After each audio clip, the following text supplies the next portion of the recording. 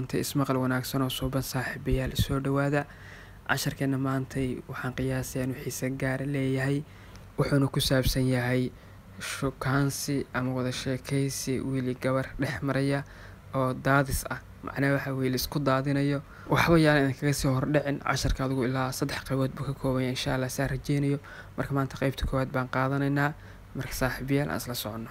sinomilia conversation wada sheekaysi agori yaso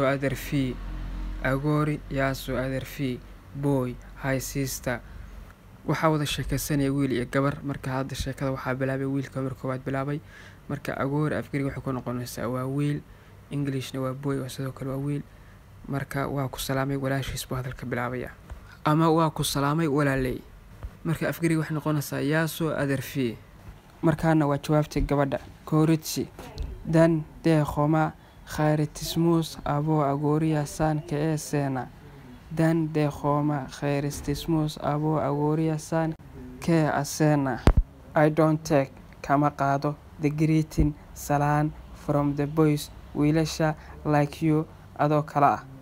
afgariig dan de khoma kama aqbalo ama kama qaado khayratismus salaanta abo agoria wiilasha san ka esena adoo kala ah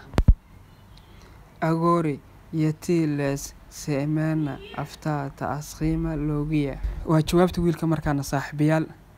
why are you saying to me sababtee aad igu dhahaysaa aniga that rebuff speech hadalkaas xun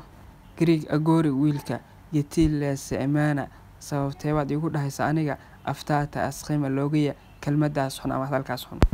Korichi brakalaw min ma kurasate me akhri astus khayratismo waa jawaabta gabadha Gerald please fadlan don't tire me hay gudaalin with needless greeting salaan aan loo baahnayn afgariig brakalaw fadlan min ma kurasate hay gudaalin me akhri astus khayratismo salaan aan loo baahnayn gabadha hadalka si wada saaxiibayaal libon bio ena tukriyo ebethato biso aboton khayratismo saas soo sidaa darteed ama haddaba what is the main objective waa maxay ujeedada weyn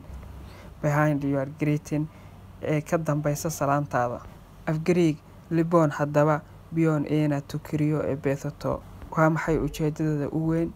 biso aboton khayratismosas ee ka dambaysa salaantaada jawaabta wiilka agori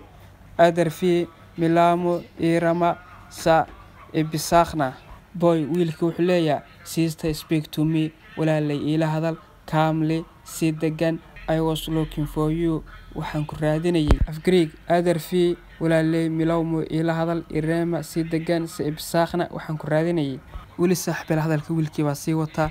aftertis maris ke iqa kala niya ya isaas waxay noo joogtay wiilku dhahaya waan ku raadinayay these days maalmahan baan ku raadinayay buu leeyahay aan ahad waxaan ku hayay glad news war farxad leh furiyo adiga